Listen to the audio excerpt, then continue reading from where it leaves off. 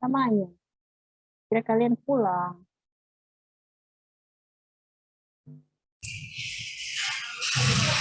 Belum, Dok. Oke. Lanjut ya. Jadi yang materi terakhir ini adalah cara menentukan indikator pertumbuhan pada anak. Indikator pertumbuhan tadi sudah dibahas, ada berat badan, tinggi atau panjang badan, lingkar kepala, dan menentukan status gizi. Jadi kita masuk di status gizi ya. Status gizi adalah status kesehatan yang dihasilkan yang antara kebutuhan dan masukan dari zat gizinya.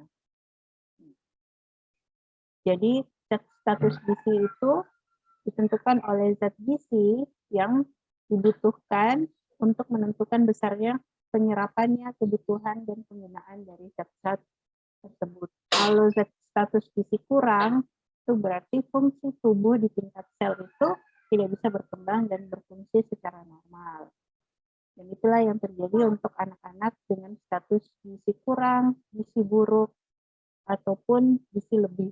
Jadi jangan salah ya, anak-anak yang kegemukan itu kemampuan penyerapannya dan fungsi dari sel-sel tubuhnya itu tidak berkembang secara normal. Dan berbagai faktor yang mempengaruhi zat gizi itu berhubungan dengan makanan dan penggunaannya dalam tubuh. Jadi asupan yang dari luar ditambah dengan penyerapannya di dalam tubuh. Kalau salah satunya terganggu, berarti gizi anak tersebut menjadi rendah atau kurang. Dan untuk kehilangan gizi atau penurunan dari status gizi itu dampaknya tidak langsung, jadi dia butuh waktu lama, berbulan-bulan. Jadi kalau ada anak dengan gizi buruk, itu berarti kejadiannya itu sudah lama, sudah berbulan-bulan yang lalu penurunan gizinya, bukan kejadian saat ini atau akut. Penilaian status gizi itu banyak modelnya, banyak caranya. Ada yang penilaian secara langsung dan ada yang tidak langsung. Kalau langsung itu berarti kita ukur sendiri. Ukur sendiri salah satunya adalah dengan antropometri. Suaraku kecil kah?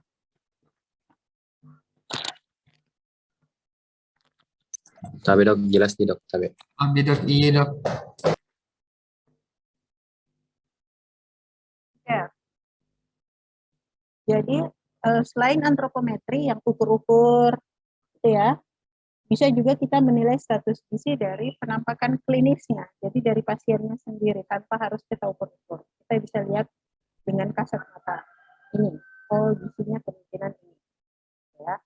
Kalau secara tidak langsung itu bisa kita lihat dari recall konsumsi makanan, statistik, data-data dan lingkungannya.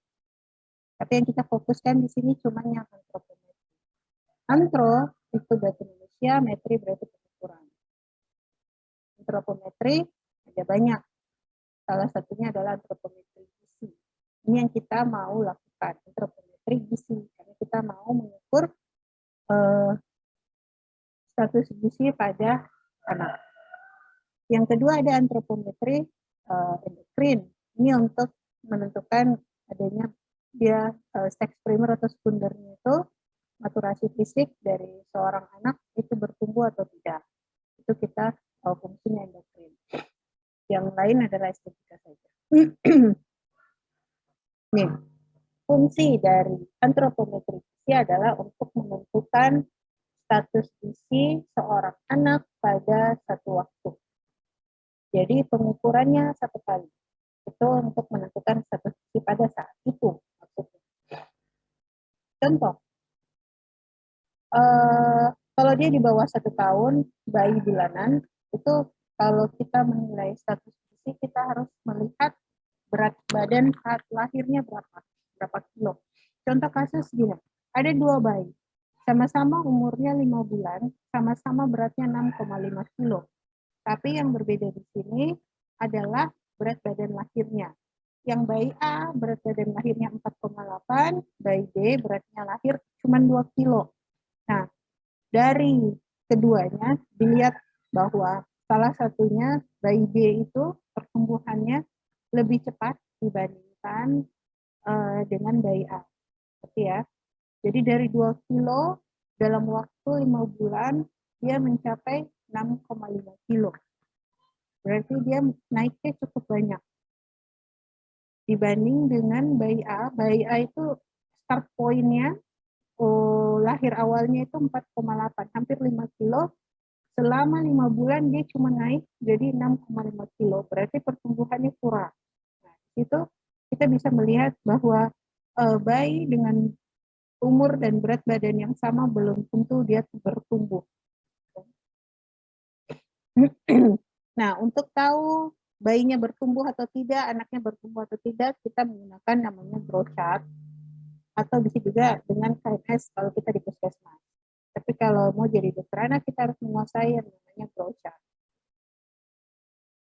Dan untuk kalian sebagai dokter umum, growth chart itu lebih detail dan penggunaannya jauh lebih banyak dibandingkan cuma KMS. Salah satu item dari growth chart itu yang dipakai sebagai tabel atau grafik di KMS-nya itu. Jadi lebih kompleks adalah penggunaan growth chart, lebih lengkap dibandingkan KMS. Nah, kalau KMS masalahnya cuma satu. Dia cuma bisa diukur untuk bayi yang minimal lahirnya 3 kilo. Kalau di bawah 2 kilo berarti di bawah 3 kilo grafiknya berarti jauh di bawah. Jadi dia seolah gizi buruk. Makanya KMS standar itu dipakai untuk bayi yang berat lahirnya 3 kilo.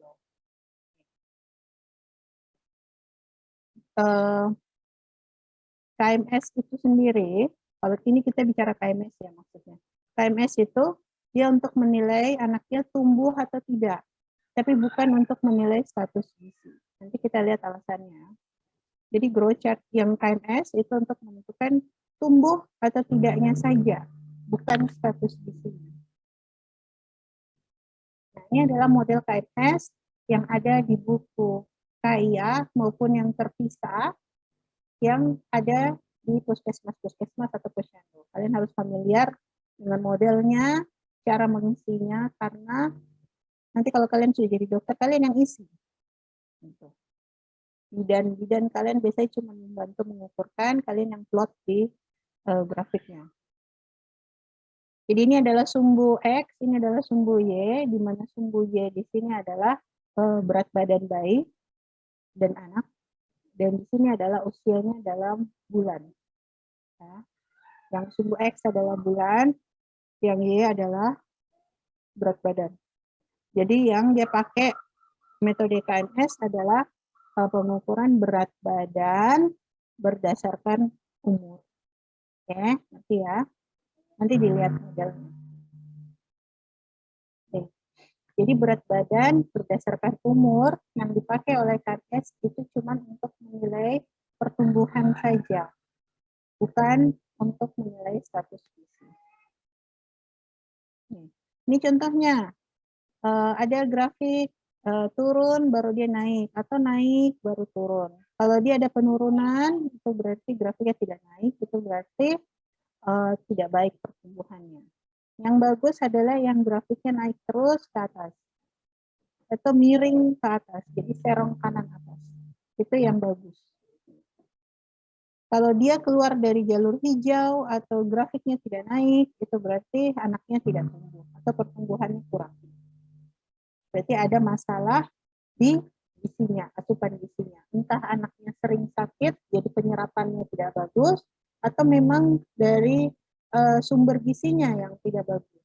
Entah ibunya yang tidak kasih makanannya, atau tidak mengerti makanan yang bergizi, atau memang tidak mampu untuk membeli makanan yang bergizi. Bisa. Nih, kenapa kita harus mengukur ukuran-ukuran di tubuh? Karena kita untuk mengetahui apakah ada gangguan nutrisi tertentu, ada kelainan endokrin, atau ada kelainan kongenital. Jadi normalnya itu Waktu lahir, lingkar kepala harus lebih besar daripada lingkar dada. Jadi kalau lingkar dada misalnya 32, lingkar kepala biasanya 35. Lebih, kalau sudah 6 bulan ke atas, lingkar kepala itu harus sama dengan dada.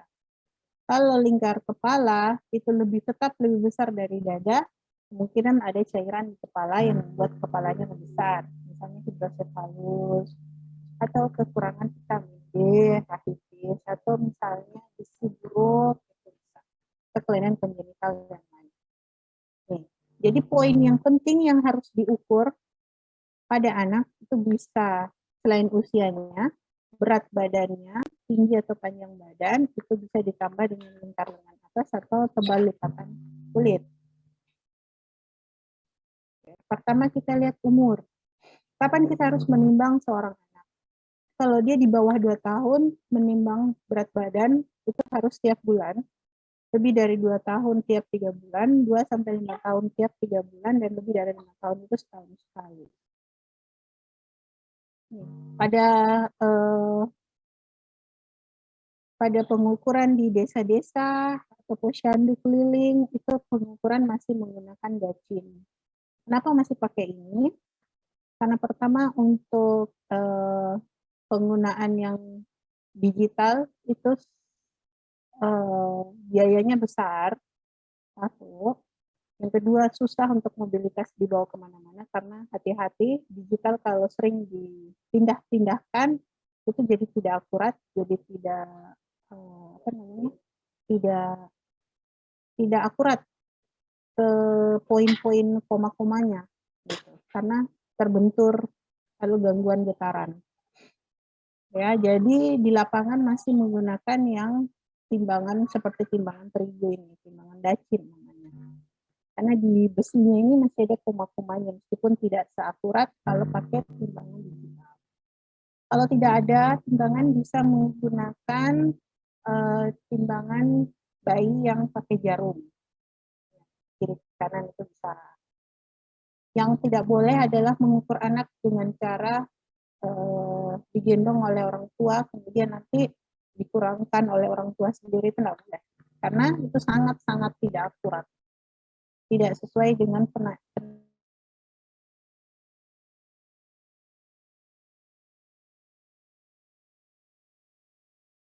kenaikan berat badannya minimal 700 gram. Kalau digendong orang tua, itu mendapatkan gram-gramnya itu susah.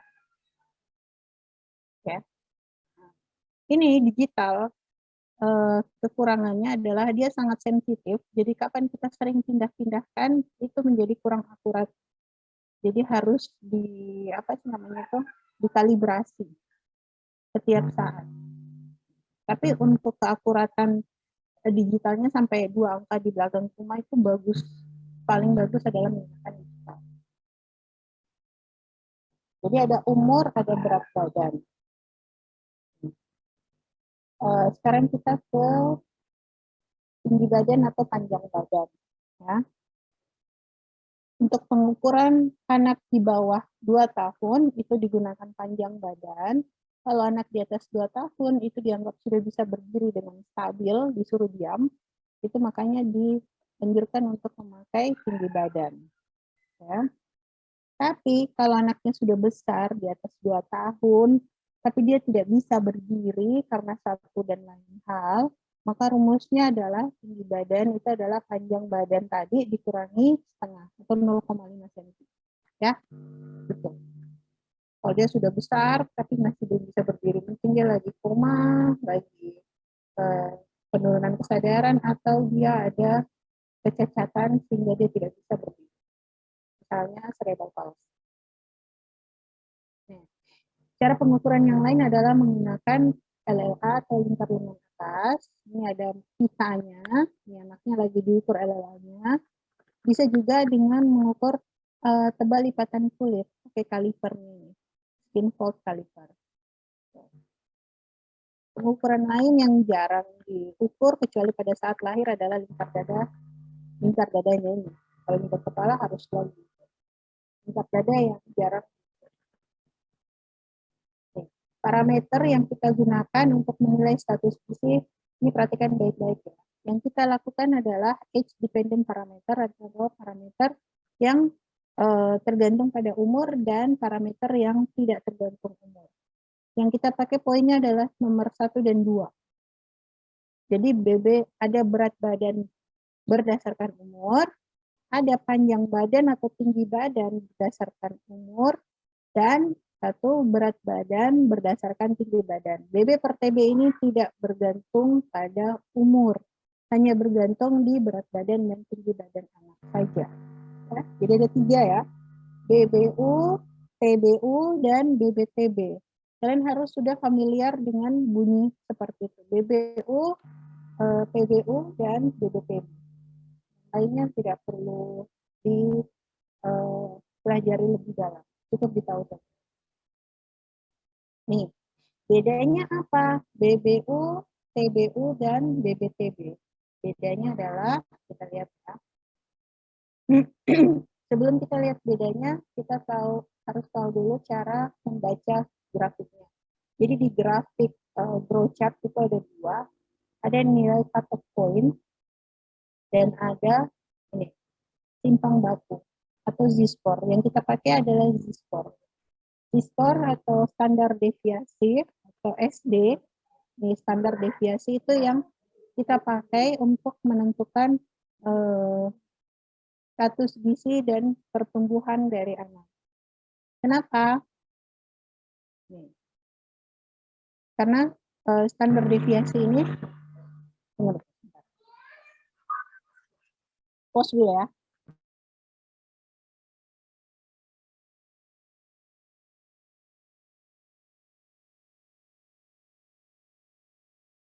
Oke, lanjut.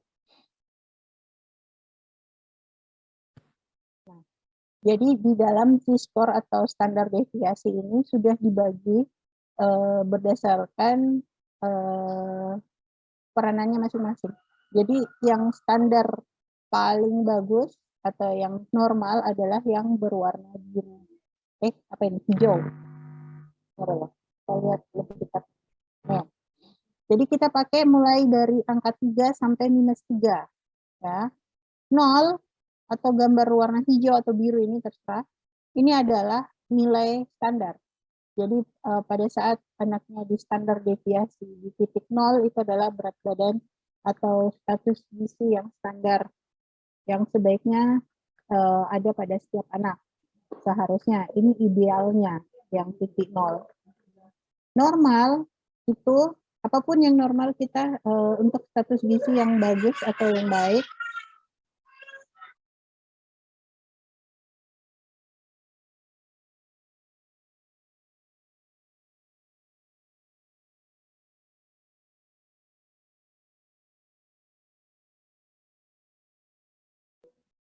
Oke, untuk status gizi yang baik itu kita nilai itu dari angka 2 sampai -2. Jadi kalau titiknya di antara 2 dan -2, sepanjang jalur ini 2 dan -2, itu berarti gizinya bagus.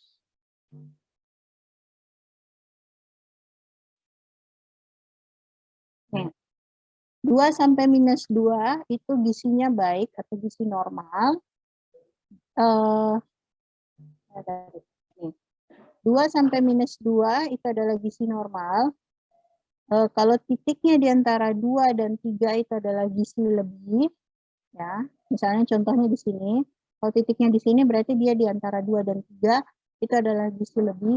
Kalau titiknya di atas 3 itu berarti dia obesitas, ya. Ada gizi lebih, ada obesitas. Sebaliknya, tadi kan 2 sampai -2 itu normal. Berarti antara -2 dengan -3 itu gizi kurang. Di bawah -3 itu adalah gizi buruk. Jadi titiknya terserah mau di sini, mau di sini, mau di sini. Kalau dia di bawah -3 berarti gizi buruk. Kalau titiknya di antara -2 dan -3 itu berarti dia gizi kurang. -2 sampai 2 normal, 2 sampai 3 itu overweight. Di atas 3 itu gizi obesitas. Nah, ada juga metode persentil. Tadi ada standar deviasi, ini adalah persentil. Kalau persentil dia membagi antara kurang dari 10 dan lebih besar dari 10. Ini adalah definisi persentil. Ya, dibaca sendiri. Tapi yang penting adalah kalau dia kurang dari persentil 10, berarti dia kurang masa kehamilan. Jadi bayi-bayinya kecil. Kalau lebih dari persentil 90, berarti dia sesuai masa kehamilan. Itu untuk ditahu. Untuk IMT atau indeks massa tubuh, kalau dia persentil 85 berarti dia overweight, kalau dia di 90 ke atas itu berarti obese. Itu adalah perhitungan IMT untuk persentil. Tapi kita tidak memakai persentil secara umum. Itu untuk kasus-kasus terkhusus saja, utamanya kalau pasiennya adalah pasien kelebihan berat badan. Untuk pasien obes atau overweight, kita mengukur berdasarkan IMT. Tapi selain itu, mau dia gizi buruk sampai gizi lebih, itu kita menggunakan standar deviasi saja. Jadi cuma fokusnya di sini, 3 sampai -3, ya. Kenapa harus diperiksa semuanya? Kenapa harus diperiksa BBU, berat badan per umur? Kenapa harus diperiksa tinggi badan umur? Kenapa harus diperiksa berat badan berdasarkan tinggi badan? Kenapa? Soalnya di sini. Karena setiap pemeriksaan itu ada kelebihan dan kekurangannya. Karena itu, supaya betul-betul bagus dan akurat, maka diperiksa ketiganya supaya bisa saling melengkapi. Kenapa? Apa kekurangannya? Kita lihat pertama. Sekarang untuk BBU dulu ya. BBU berarti berat badan berdasarkan umur. Nih, pertama, kita harus tahu umurnya. Kadang ada orang tua yang lupa berapa umur anak. Jadi kalau tidak tahu umur anak, berarti kita tidak bisa mengukur BBU. Dan ada beberapa penyakit non-gizi yang bisa mengganggu berat badan. Contoh, ada tumor. Tumor yang besar, otomatis berat badan anak akan bertambah. Padahal yang bertambah adalah massa tumornya, bukan berat badannya si anak itu. Ngerti ya? Jadi, untuk BB per U itu tidak bisa digunakan untuk penyakit-penyakit yang berhubungan dengan penambahan berat badan. Ya? Ada cairan di kepala, itu berarti cairan yang bikin anaknya gemuk. Naik berat badannya, bukan berat badannya sendiri. Sindrom nefrotik, berarti ada udem di seluruh tubuh, itu berarti berat badannya palsu, karena ada cairan di dalamnya. Dan tumor-tumor yang lain. Ya. Nah, kapan berat badannya BBU bisa terganggu? Kalau dia kekurangan cairan, misalnya diare dehidrasi. Jadi berat badannya harusnya misalnya cuma 10, karena dia dehidrasi, cairan dalam tubuhnya kurang, jadi berat badannya sisa 7. Nah, makanya kalau anak lagi dehidrasi, anak lagi diare, itu jangan diukur status gizinya, jangan diperiksa. Ya, karena masih terganggu berat badannya, cairannya belum full semua. Yang ngantuk cuci tangan, cuci muka dulu ya. Ntar lagi kita selesai. Udah pada sholat kan? Kalau pada sholat berarti udah sudah harusnya. Ya. Jadi, okay. Nih, keterbatasannya adalah kalau menggunakan 3 parameter ini, apalagi BBU, ini hanya untuk sampai 5 tahun saja. Nah, tadi kekurangannya BBU, sekarang kelebihannya. Kenapa kita periksa pakai BBU? Karena Karena BB per U atau berat badan per umur itu khusus buat gangguan gizi dalam waktu yang cepat, yang akut. Jadi kalau berat badan baru turun sedikit, status gizinya baru turun sedikit, itu bisa cepat terdeteksi dengan BB per U. Itu kenapa BBU yang digunakan untuk screening massal, terutama di puskesmas. Dan itulah jawabannya kenapa KMS atau Kartu Menuju Sehat itu menggunakan metode BB per U. Bisa ya? Ngerti ya? Fungsinya nih, untuk menentukan status gizi sesaat dan untuk menentukan apakah ada gangguan gizi dalam jangka waktu yang cepat, yang dini. Gitu. Nih, alasannya kenapa KMS menggunakan BBI. Tujuannya adalah untuk menilai apakah ada gangguan tumbuh, ingat ya, ada gangguan tumbuh, ada penurunan dari gangguan gizi atau terjadi gangguan gizi itu dalam waktu yang cepat atau yang dini. Bukan untuk menilai status gizi secara keseluruhan.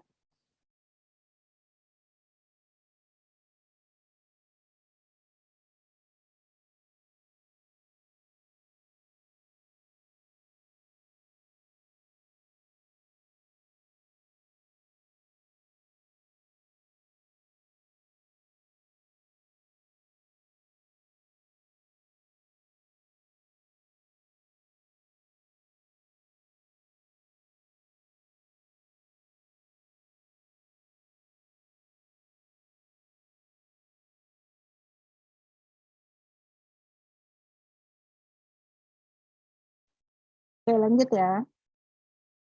Jadi BBU inilah yang digunakan pada KMS. Tapi syaratnya yang pakai KMS adalah bayi-bayi yang berat lahirnya 3 kilo. Nah, sekarang kita ke TBU, tinggi badan per umur. Kita lihat dulu kekurangannya apa. Pertama, karenanya dependen umur, jadi dia harus pengukurannya harus ditahu umurnya berapa. Jadi kalau anak-anak tidak ditahu umurnya berapa, tidak bisa diukur pertumbuhannya dengan panjang PBU. Oke. Terus sama kayak tadi BB per U, ada penyakit-penyakit yang mempengaruhi tinggi badan seorang anak. Misalnya pasien dengan anak dengan kepala yang membesar, hidrosefalus, otomatis tinggi anak itu akan bertambah karena volume kepalanya membesar. Ya. Jadi harusnya tingginya misalnya 100, tapi karena kepalanya membesar jadi ketambahan 4 cm, jadi 104 cm. Itu yang tidak bisa dilakukan pengukuran dengan tinggi badan per umur. Nah, tadi yang menambah, sekarang yang mengurangi. Kalau tinggi badan per umur, ini salah tulis ya, di TB per umur. Kalau yang mengurangi tinggi badan per umur, itu pertama dari lingkar kepalanya, tadi menambah besar, sekarang mikrosefal, itu berarti kepalanya kecil, atau ada sindrom tertentu yang membuat short neck atau lehernya pendek, atau yang menyebabkan tulang belakangnya itu mengecil atau memendek, misalnya podfisis. Atau kelainan-kelainan tulang, misalnya skoliosis, kifosis, lordosis, semua yang mempengaruhi tulang atau kelainan penyakit-penyakit tulang, itu semua tidak bisa dilakukan pengukuran dengan tinggi badan per umur. Tinggi badan per umur itu tidak bisa menilai gangguan gizinya pada saat dini. Yang bisa menilai dini adalah cuman berat badan per umur. Tinggi badan per umur itu untuk menilai gangguan gizi yang kronik. Karena tinggi badan seseorang itu tidak bertambah dalam waktu singkat. Itu jawabannya. Jadi kalau dia stunting, dia tidak bertumbuh, itu gejalanya itu dia sudah kronik. Bentar aku cari. Tinggi badan per umur ini tujuannya. Kenapa harus diperiksa TB per U? Karena tinggi badan per umur dia untuk menilai si gangguan gizi itu sudah kronis atau masih dini atau masih akut. Ya, itu satu. Jadi tinggi badan per umur itu bisa dilakukan bersama-sama dengan pemeriksaan temannya. Mau digabung bersama BB per U atau BB per TB. Jadi tinggi badan per umur itu untuk menilai anaknya stunting atau normal, ya. Jadi kalau selalu dibilang stunting di Indonesia segini, atau banyak anak stunting di Indonesia, bagaimana caranya ditahu adalah diukur TB per U. Okay. Dia tidak bisa bilang anak itu stunting kalau kita tidak ukur TB per U. Jadi tujuan dari TB per U adalah untuk menilai status gizi yang sudah bersifat kronik seperti stunting. Jadi setiap pengukuran itu ada tujuannya masing-masing. Sekarang,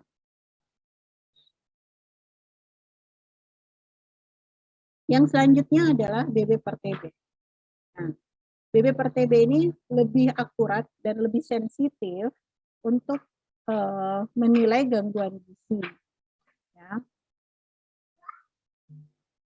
Karena kita mengukur itu berdasarkan berat badan dan tinggi badannya. Jadi bukan umurnya. Anak umur 5 tahun ada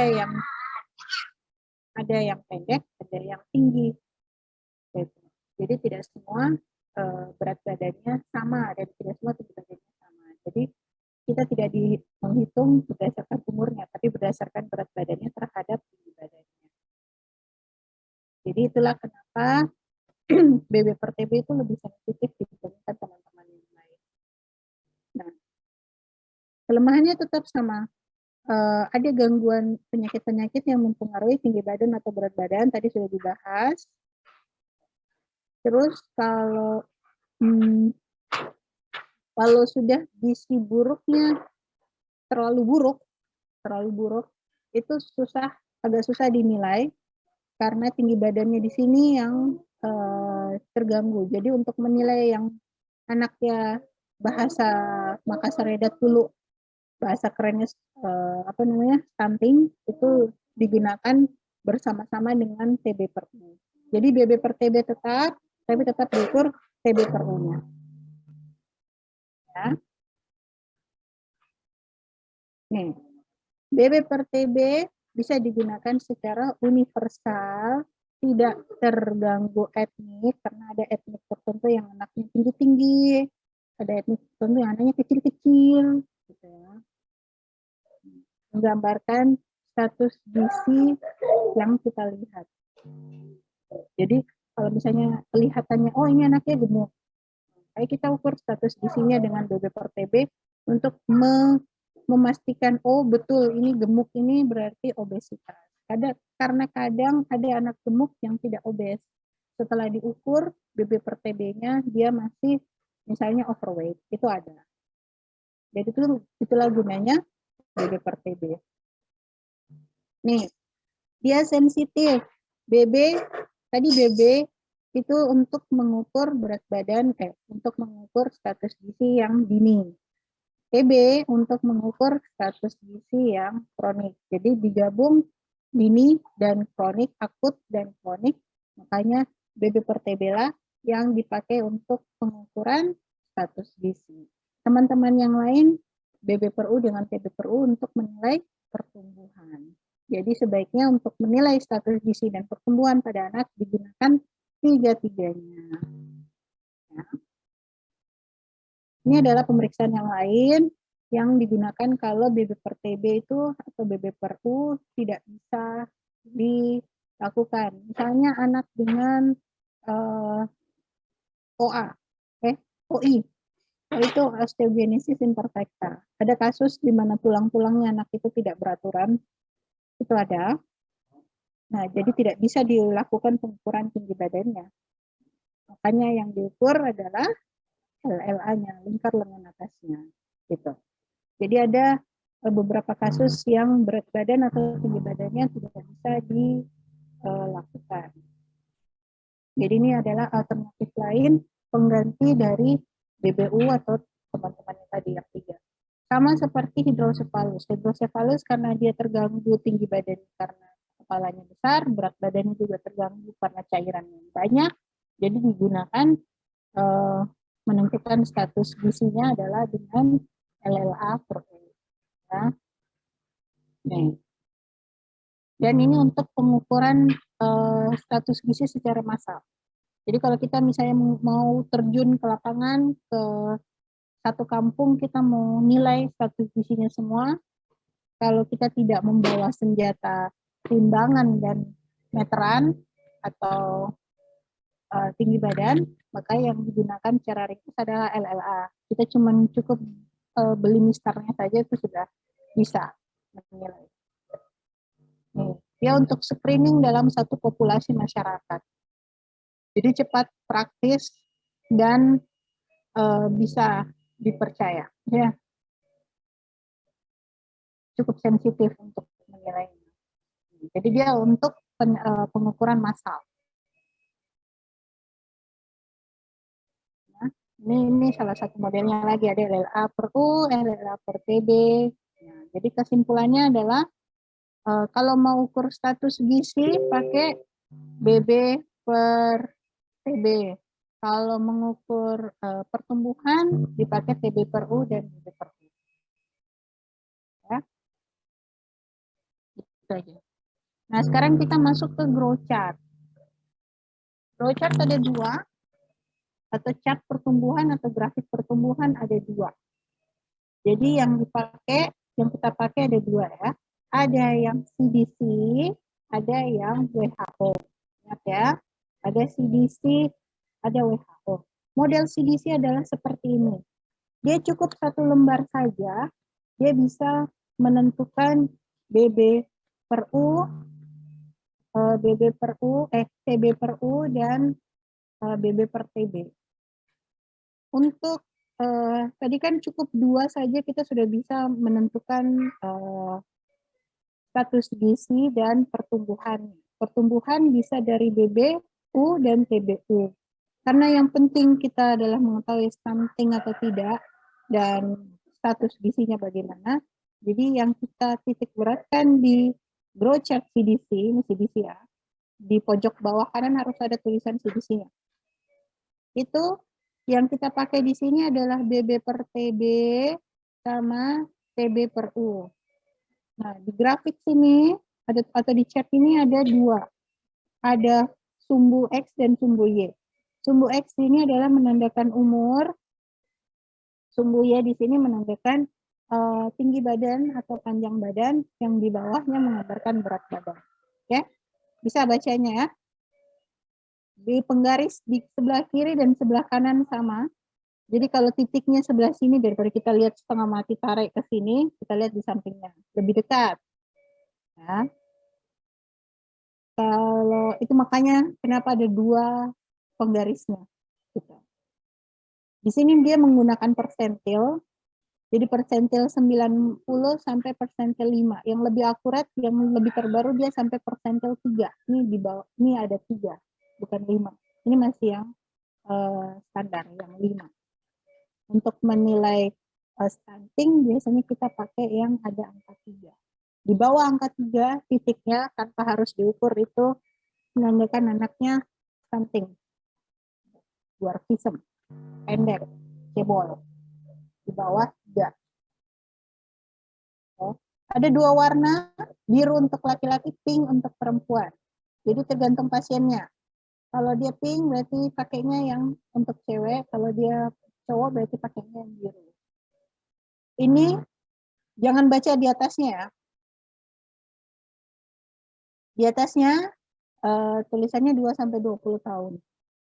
Tapi secara nasional sudah ditetapkan bahwa CDC itu dipakai untuk anak di atas 5 tahun. Bisa 5 tahun 1 hari itu pakai CDC. Di bawah 5 tahun ke bawah itu pakai WHO. Jadi untuk menentukan status gizi anak itu tidak dipakai dua-duanya. Satu saja pilih. Mau CDC atau WHO. Syaratnya tadi umurnya. Di atas 5 tahun pakai CDC, di bawah 5 tahun pakai WHO. Nggak usah baca di atasnya nih. Ini dulu dipakai 2 tahun sampai 20 tahun. Kalau sekarang direvisi jadi 5 tahun sampai 18 tahun. Karena anak batasannya cuma 18 tahun, bukan 20. Ya. Cara pakainya gimana? Nanti diajarkan pada saat tutorial CSL. Oke. Ini adalah interpretasinya. Kalau ada rumusnya ada di penuntunnya kalian. Jadi untuk status gizi itu ini nilainya. Jadi nanti rumusnya kalian hitung, masukkan. Kalau misalnya hasilnya setelah dihitung misalnya adalah 100, berarti dia masuk di gizi baik karena dia di antara 90 sampai 110 contohnya. Gizi buruk kalau hasil perhitungannya kurang dari 70%. Jadi 69 ke bawah itu adalah gizi buruk. Nah, untuk indikator stunting tadi pakai TB per U menurut CDC-nya. Ini kita pakai rumus yang ini. Kalau rumusnya setelah dihitung hasilnya kurang dari 80 berarti dia adalah stunting. Ya. Ini adalah contoh yang lain. Flowchart yang kedua, ini kalau kalian mau buka lengkapnya atau mau download, ini ada di sini alamatnya, linknya, bisa langsung diklik. Flowchart yang kedua adalah yang WHO. Ya, tadi ada CDC, sekarang ada WHO. Bedanya apa tadi? WHO untuk di bawah 5 tahun ke bawah, 0 sampai 5 tahun, kalau CDC di atas 5 tahun. Jadi sesuai dengan umur anak ya, bukan sembarang kita ambil chartnya mau yang mana, nggak bisa. Nah, model dari chartnya ada beberapa macam. Jadi kalau kalian download secara lengkap, bisa sampai 30 sampai 50 lembar, karena banyak sekali. Tapi fokusnya kita cuma di sini. Length for age itu berarti TB per U, ya. Jadi harus ngerti bahasa Inggris sedikit ya. TB per U, umurnya untuk poin TB per U itu ada beberapa poin. Nanti kalau kalian buka, kalian lihat untuk TB per U misalnya ada dari 6 bulan sampai 2 tahun, ada dari 0 sampai 6 bulan, ada dari 1 tahun sampai 5 tahun, dan sebagainya. Ada beberapa macam, kalian bisa pilih yang mana kalian suka. Sesuai dengan usia pasien. Jadi misalnya pasien umurnya 1 tahun. Nah, kalau umur 1 tahun, keterangan di sini bisa dipakai yang 6 bulan sampai 2 tahun bisa, atau 0 sampai 5 tahun mau pakai chart yang itu juga bisa. Tidak ada yang salah. Yang jelas masuk umurnya di range-nya situ. Ini ada BB per U, berat badan berdasarkan umur. Ini contohnya adalah dari 0 sampai 5 tahun. Jadi 0, 1, 2, 3, 4, 5. Nah, ini yang TB per U. Jadi tinggi badannya berdasarkan umurnya di bawah. Ini BB per U. Nah, yang ketiga adalah BB per TB, weight for length. Jadi jangan ketukar ya, harus baca baik-baik petunjuknya di atas. Apakah dia BB per U, TB per U, atau BB per TB. Umur bervariasi, ada dari 0 sampai 2 tahun yang tadi, ada 0 sampai 5 tahun, ada 6 bulan sampai 2 tahun, macam-macam. Terserah kalian mau ambil yang mana, yang jelas judul atas sesuai, kelaminnya sesuai, dan usianya masuk dalam range. Ya, tidak ada yang salah, asal tiga-tiganya tadi masuk. Bagian ini usia dan kelompok yang di sini. Biru untuk laki-laki, pink untuk perempuan. Nah, ini adalah interpretasinya. Interpretasinya kita pakai Permenkes keluaran terbaru tahun 2020. Kalau kalian buka di beberapa website, itu mereka masih pakai Permenkes yang lama, di mana status gizi itu mereka ukur dengan menggunakan BB per U. Ya, bedanya di situ. Tapi untuk Permenkes yang baru, hati-hati. Kalau kalian melihat status gizinya ini, status gizinya ini ada di poin BB per U, itu berarti masih pakai yang lama. Yang baru adalah ini, berat badan terhadap tinggi badan itu menentukan status gizi. Berat badan kurang atau gizi kurang, atau berat badan sangat kurang atau gizi buruk. Itu bedanya ya. Nama lainnya saja. Jadi kalau dibilang berat badan kurang itu maksudnya adalah status gizi kurang. Gizi kurang. Kalau berat badan sangat kurang maksudnya itu adalah gizi buruk. Overweight dan obes sama. Tadi itu ya sudah dijelaskan. Kita pakai batasan normal 2 sampai minus 2. Kalau dia 2 sampai 3 itu berarti dia berat badannya overweight atau berat badan lebih. Di atas 3 adalah dia obes. Nah, bedanya lagi adalah dengan CDC. Kalau CDC dia pakai rumus. Ada rumusnya. Nanti kalian dapatkan pada saat praktek CSL. Kalau WHO tidak pakai rumus. Jadi betul-betul urusan plot. Contohnya ya. Contoh ini. Ini adalah berat badan berdasarkan umur. Nah, di sini kalau dilihat umurnya di sini adalah 3 bulan. Ya. Anak 3 bulan, tapi berat badannya dilihat di plot di sini adalah 10. Jadi kalau ada anak laki-laki, contoh soal ya, anak laki-laki umurnya 3 bulan, berat badan 10 kilo, maka untuk menilai pertumbuhannya, bukan status gizinya, untuk menilai pertumbuhannya, kita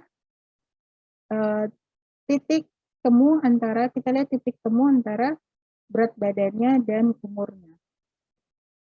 Ini kalau kalian sudah mengerti, nanti pas saat CSL 1 lebih gampang. Jadi tinggal praktek saja. Kalau kalian tidak mengerti atau masih bingung, nanti akan susah pada saat praktek di CSL 1. Ujiannya juga seputar ini. Kalian akan dibikinkan kasus, umur, berat badan, tinggi badan, dan disuruh tentukan berapa pertumbuhannya dan status gizinya. Nah, ini titiknya ada di atas persentil, ada di standar 3 standar deviasi, di atas 3 SD. Ya, ini 3 ya, di atas 3 SD. Nah, artinya apa? Kita lihat di sini.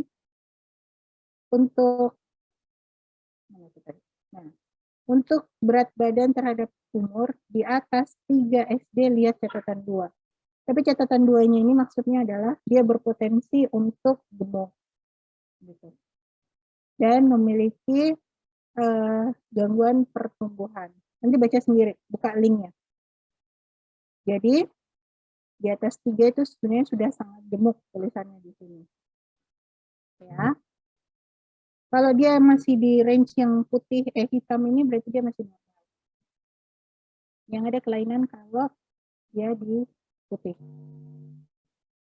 Ini linknya nanti dibuka boleh, baru dilihat model-modelnya semua. Nah, untuk CSL 1, karena kalian masih berlatih, usahakan kalian print semuanya. Ya. Untuk WHO, yang kalian print adalah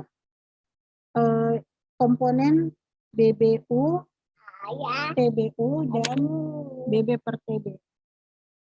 Saja. Ya. 3 poin saja. BBU, TBU, dan BB per TB. Nah, di grafik WHO itu ada juga IMTU, ada juga LLAU, per umur, itu ada. Itu tidak usah di print. Jadi yang di print adalah yang BBU, TBU, dan BB per TB. Ingat ya, nanti ketua kelasnya tolong ingatkan. Itu di print, sehingga nanti pada saat CSL 1 kalian berlatih sendiri. Kalau menggunakan tab itu susah. Ya, bisa tapi susah. Jadi kalau kalian mau betul-betul detail, itu gunakanlah print. Jadi print kertasnya, pakai kertas bekas terserah, kan untuk latihan kalian sendiri. Tuh. Dan nggak usah, ada juga mahasiswa pernah kemarin, itu dia print, tapi 1 lembar dijadikan 2. Itu cuma untuk menggugurkan kewajiban saja. Saya nggak mau yang kayak gitu. Ini buat kalian sendiri, supaya kalian bisa belajar sendiri. Ya. Jadi printlah 1 lembar itu 1 chart. Untuk CDC, ini ya, untuk CDC, yang di print cuma 2 lembar saja. Karena ada 4 macam untuk CDC ada 4. Jadi 2 sampai 20 tahun, ada 0 sampai 6 bulan. 0 sampai berapa bulan? Itu nggak usah di print. Jadi yang di-print cuma 2 sampai 20 tahun. Satu cowok, satu cewek. Jadi cuma 2. 2 saja. Yang agak banyak memang WHO. Tapi WHO itu cuma 3 item saja. BBU, TBU, BB per TB. Tapi di setiap itemnya BBU itu ada 3 atau 4 pembagiannya. Ada 0 sampai 5 tahun, 0 sampai 2 tahun, dan lain sebagainya. Itu di-print juga. Ada masalah. Ya. Wah, supaya kalian belajar. Ada yang mau ditanyakan? Yuk, ada yang mau bertanya? Sudah mengerti semua kira-kira? Atau ada yang bobo?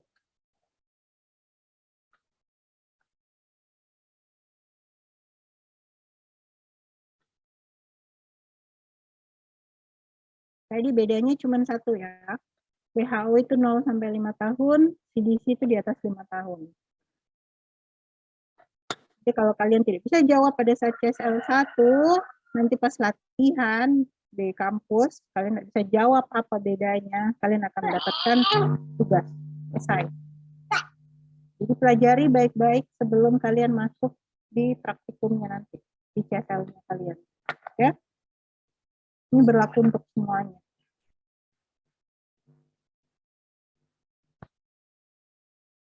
Udah, nggak ada yang mau bertanya? Kalau tidak ada yang bertanya, kita sudahi dulu. Cukup sekian.